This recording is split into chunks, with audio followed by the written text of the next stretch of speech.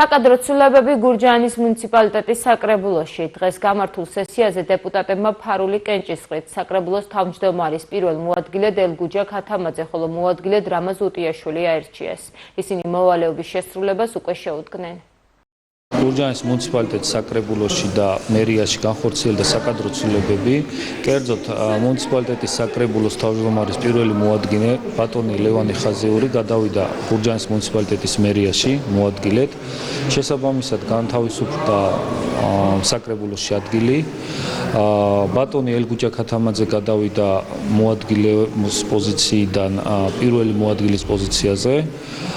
შემდეგ ქართული ოცნება დემოკრატიული საქართველოს ფრაქციის თავმჯდომარის პოსტი დატოვა ბატონმა რამაზ უტიაშვილმა და გადავიდა მოადგილის პოზიციაზე.